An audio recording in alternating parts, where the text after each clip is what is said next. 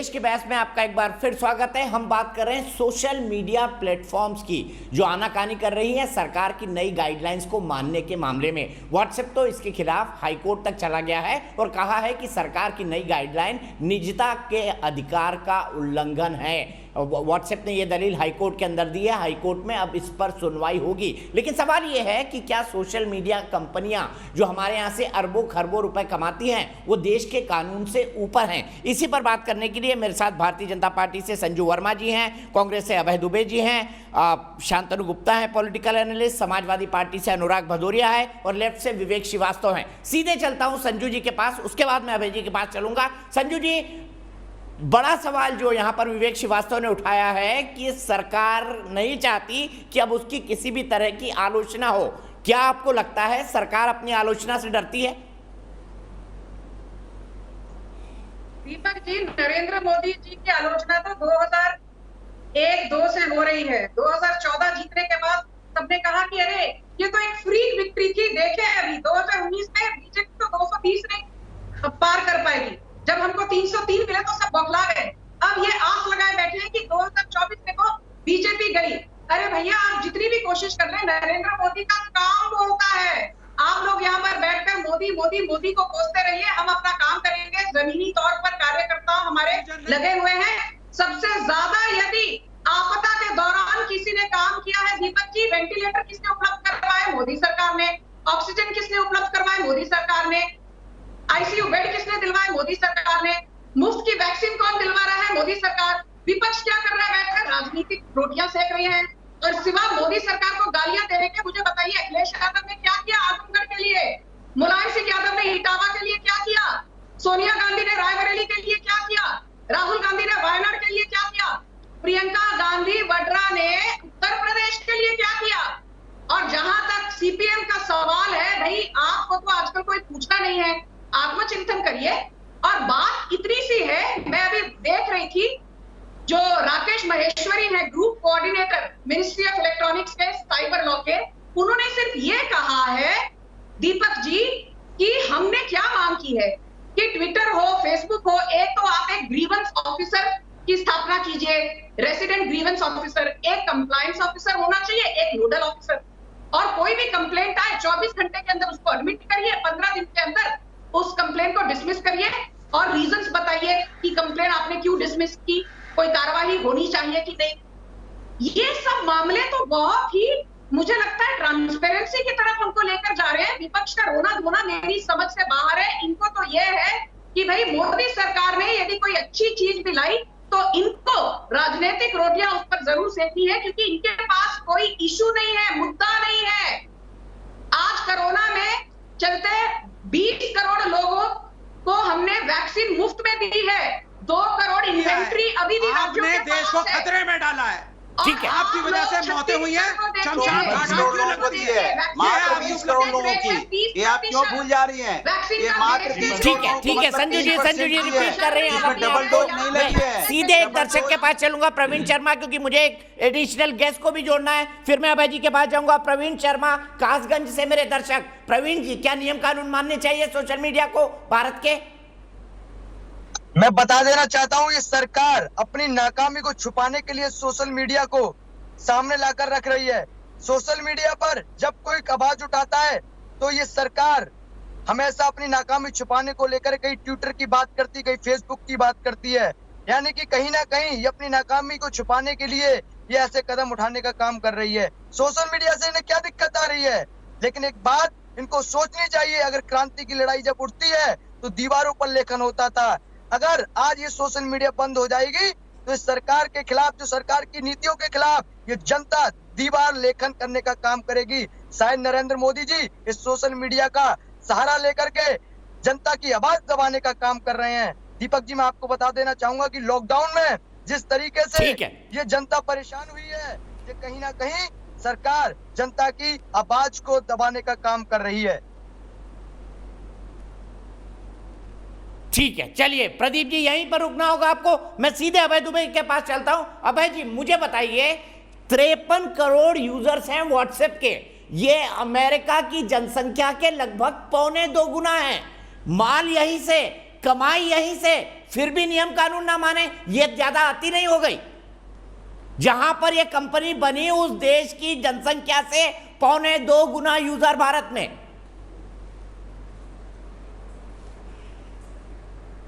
बहुत इस्तेमाल किया इन सारे सोशल मीडिया प्लेटफॉर्म का और बहुत प्रशंसा की, मैं उसमें नहीं जाना चाहता। हुआ क्या है आप ये देखिए कि जो बात अभी की जा रही थी, इसके मैं टेक्निकल एस्पेक्ट पर बात करता हूं। चैप्टर 4 को उठाइए।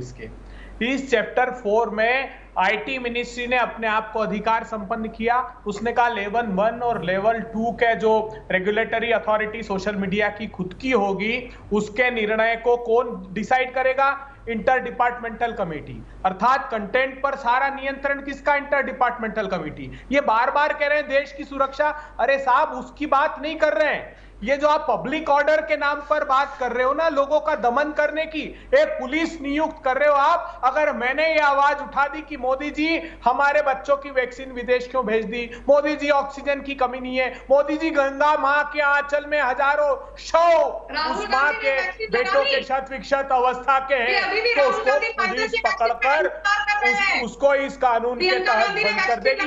ये दिक्कत है। अब बात ये है कि मोदी जी ये बताइए, आप फिर रेमडेसिविर का उत्पादन कम क्यों कर दिया, विदेश क्यों भेज दिए? ऑक्सीजन आपने विदेश भेज दिया, तिल तिल करके मरते रहे। ये बात कहां करेंगे लोग बताइए आप? 9,000 मेट्रिक टन वैक्सीन बाहर भेज दी। प्रधानमंत्री जी आप गुजरात गए, आप अपने आप को गुजरात का बेटा बताते हो, अच्छी बात है। वहां साइक्लोन आया, 7 लोग मरे, आप गुजरात गए, अरे एक बार दिल में दर्द नहीं आया? उस वाराणसी का बेटा बताते थे खुद को, उत्तर प्रदेश का बेटा बताते थे, हजारों अवस्था में। एक के ऊपर एक नहीं संजू जी, प्लीज। अभय जी रिपीट कर रहे हैं, अब आप विषय से भटक रहे हैं। आपका पॉइंट लिया कि सरकार का टोटल नियंत्रण हो जाएगा। मेरे पास साइबर लॉ के सबसे बड़े एक्सपर्ट देश के पवन दुग्गल जी जुड़ गए हैं। पवन जी, मैं आपसे जानना चाहता हूं, क्या वाकई पूरा सरकारी नियंत्रण हो जाएगा अगर ये नियम लागू हो गए, या निजता के अधिकार का उल्लंघन होगा जैसा व्हाट्सएप कह रहा है? ये रूल्स बहुत स्पष्ट हैं। सरकार कुछ लिमिटेड सर्कमस्टेंसेस में ही ओरिजिनेशन डेटा मांग सकती है कि ये मैसेज कहाँ से ओरिजिनेट हुआ, और वो भी वैसे अपनी मर्जी से नहीं मांग सकती। कुछ कंडीशंस फुलफिल करने जरूरी हैं कि क्या वो भारत की प्रभुता, अखंडता या सुरक्षा के संदर्भ में जरूरी हो, या पब्लिक ऑर्डर, डिसेंसी, मोरालिटी, या to prevent the commission of any cognizable offence. Order कौन पास करेगा? या अदालत पास करेगी, या एक स्टैट्यूटरी अथॉरिटी जो सेक्शन 69A आईटी एक्ट के अंदर बनी है वो पास करेगी। ऑर्डर में उनको लिखत में बताना पड़ेगा कि ये क्यों जरूरी है, किस तरह की जानकारी ली जानी चाहिए, और फिर जब ये ऑर्डर सर्विस प्रोवाइडर को मिलेगा तो उसको केवल ओरिजिनेशन की जानकारी देनी है, यहाँ तक कि उस मैसेज में क्या कंटेंट था वो भी जानकारी वो सरकार के साथ शेयर या साझा नहीं करेगा। अब ये चीजें इसलिए जरूरी हैं क्योंकि कहीं ना कहीं साइबर क्राइम के जो बढ़ते हुए विकराल रूप है उसको निपटने के लिए, और साइबर क्राइम की डिटेक्शन, इन्वेस्टिगेशन या प्रोसिक्यूशन को साबित और सफल बनाने के लिए इस तरह की इंफॉर्मेशन जरूरत होगी। अब व्हाट्सएप का कहना है कि साहब इससे प्राइवेसी का हनन होगा, ये व्हाट्सएप के मुंह पर तो बात बनती नहीं है, क्योंकि कुछ महीने पहले यही वही व्हाट्सएप है जो अपनी अमेंडेड प्राइवेसी पॉलिसी भारतवासियों की कनपटी पर पिस्तौल लगा के बोल रहा था कि भैया मेरी प्राइवेसी पॉलिसी आप एक्सेप्ट करो या मेरे आप प्लेटफॉर्म से बाहर निकल जाओ। ये वही सर्विस प्रोवाइडर है जो आज कहता है, दुहाई देता है अपने भारतवासियों के उपभोक्ताओं की निजता के अधिकार को लेकर, जब वो खुद भारतवासियों के निजता के अधिकार का कोई भी रिस्पेक्ट या सम्मान नहीं करता। हाँ, ये बात सही है कि आईटी रूल्स 2021 के अंदर काफी सारे ब्रॉड पैरामीटर्स आए गए हैं। आवश्यकता है कि उसमें ज्यादा चेक्स एंड बैलेंसेस हो, ताकि इस प्रकार का अगर पावर का दुरुपयोग या मिसयूज ना हो आने वाले समय में। लेकिन फिर भी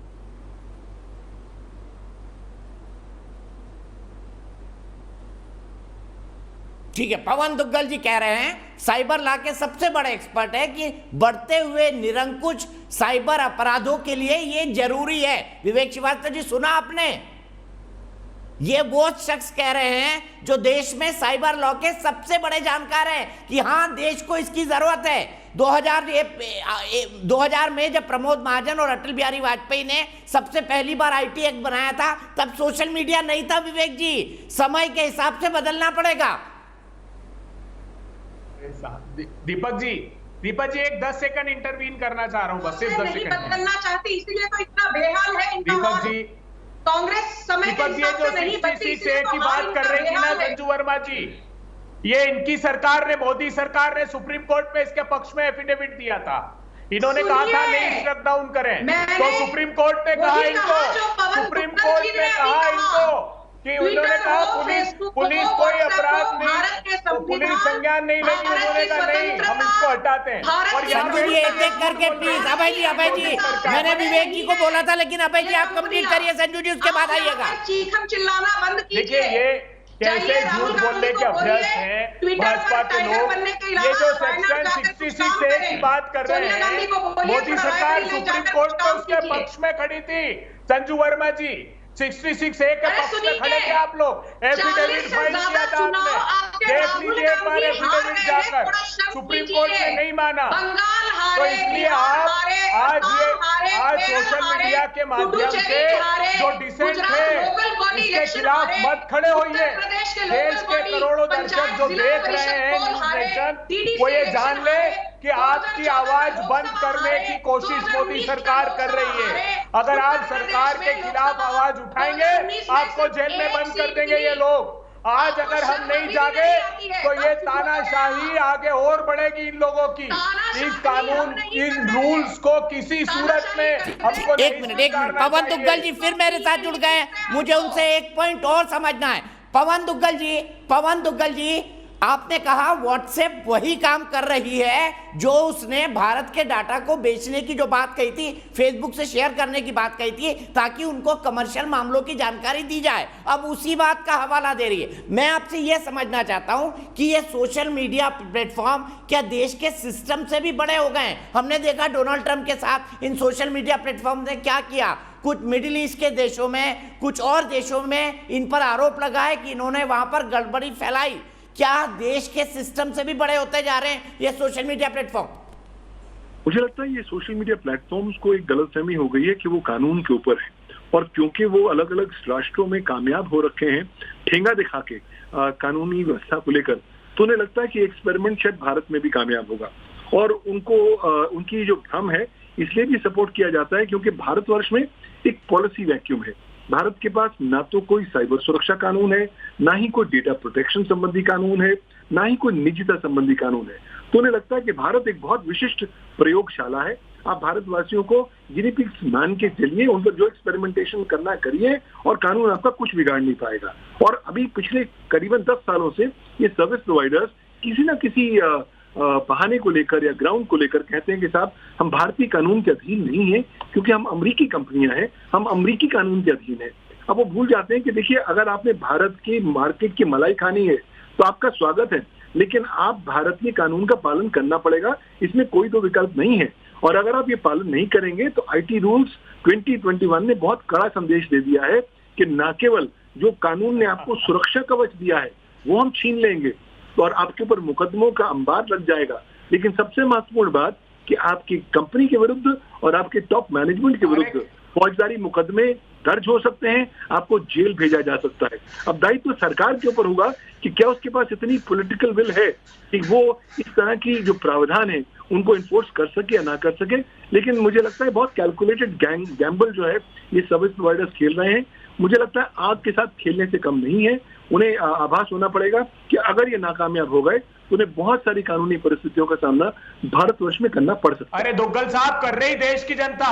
मोदी जी 25-25 लोगों पर FIR कर रहे हैं उस सरकार के खिलाफ डिसेंट के लिए। जानते हैं आप, ये तो निरंकुश सरकार है। आप क्या बात कर रहे हैं? ये कोई नॉर्थ कोरिया नहीं है, ये कोई सीरिया नहीं है, ये कोई चाइना नहीं है, या freedom of expression, freedom of speech सर्वोच्च प्राथमिकता है हमारे संविधान में। ये दमन नहीं कर सकती सरकार मनमानी करके। सरकार के जितने प्रवक्ता है, देश के करोड़ों नागरिक जान ले इस बात को कि मोदी जी अपनी नाकामी को छुपाने के लिए सच की आवाज दबा रहे हैं। सच की आवाज दबेगी नहीं।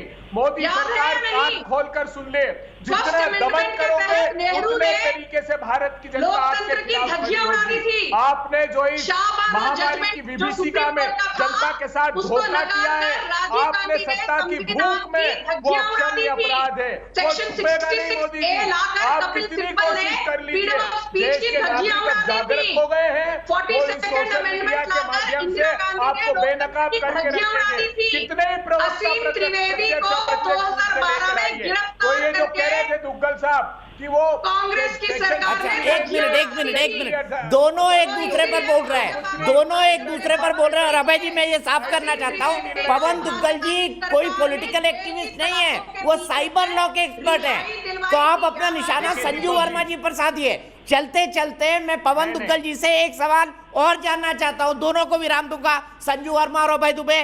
पवन जी के पास में फिर चलता हूं। पवन जी, आपको क्या लगता है, सरकार सक्सेसफुल हो पाएगी? तब तो ये बहुत बड़ा अचीवमेंट होगा सरकार के लिए। आपकी गट फीलिंग क्या कहती है, आपका विश्लेषण क्या कहता है? मुझे लगता है कि यह अभी मामला क्योंकि अदालत पहुंच गया है, अदालत इसको एक बहुमुखी दृष्टिकोण से देखेगी और जहां जहां अदालत को लगता है कि आईटी रूल्स, आईटी एक्ट के बियॉन्ड आ गए हैं या उसको सरपास कर गए हैं, हो सकता है वहां पर कुछ रिस्ट्रिक्शन भी अदालत लेकर आ पाए। और ज्यादा महत्वपूर्ण बात यह होगी कि अदालत अगर गाइडेंस दे पाए कि किन किन परिस्थितियों में इन ग्राउंड्स का इस्तेमाल किया जाना चाहिए, क्योंकि जो आम जनता के अंदर जो भावना है कि शायद इसका इस्तेमाल पॉलिटिकल ओपोनेंट्स के बरखिलाफ किया जाए, लोगों को टारगेट करने के लिए किया जाए, वो भावनाओं को लुप्त होने की जरूरत है। क्रिस्टल क्लैरिटी होनी चाहिए कि साहब इन ग्राउंड्स पर आप इस तरह की जानकारी मांग सकते हैं, वरना नहीं मांग सकते। नहीं तो अच्छा विकल्प ये हो, आप कोर्ट से ऑर्डर ले आइए। कोर्ट के जो ऑर्डर है उस पर तो कोई लोग निशाना नहीं साध सकते, क्योंकि ना ही उसको चैलेंज कर सकते हैं, क्योंकि कोर्ट ने जुडिशियल माइंड को अप्लाई करने के बाद वो ऑर्डर दिया होगा। फिर भी मुझे लगता है कि आईटी एक्ट रूल्स, जो रूल्स 2021 हैं, उनका सबसे बड़ी उपलब्धि यह है कि उन्होंने एक सॉलिड संदेश दिया है कि आपने भारत में रहना है तो भारत के कानून का पालन करना है। मुझे लगता है कि एटलीस्ट ये मैसेज सरकार जरूर उसको अमल करे, लेकिन जहां जहां लगता है कि सामंजस्य स्थापित किया जाना चाहिए, सरकार की पावर का एक और निजता के अधिकार के संरक्षण का एक और, वो सामंजस्य शायद आने वाले समय में ये हाईकोर्ट या अल्टीमेटली सुप्रीम कोर्ट भी उस पर ज्यादा क्लैरिटी दे पाए। मुझे लगता है कोई भी लेजिस्लेशन परफेक्ट नहीं होती, ये आईटी रूल्स 2021 भी परफेक्ट नहीं है, इसमें भी गुंजाइश है कि थोड़ी बहुत फेरबदल किया जाए ताकि लोगों की महत्वाकांक्षाओं को भी प्रतिबिंबित किया जाए और साथ ही साथ जो सरकार के राष्ट्रीय हित के मामले हैं उनको भी सुरक्षित रखा जाए। आने वाला समय बताएगा कि अदालतें किस दिशा में जाकर निर्णय लेती हैं। ठीक है,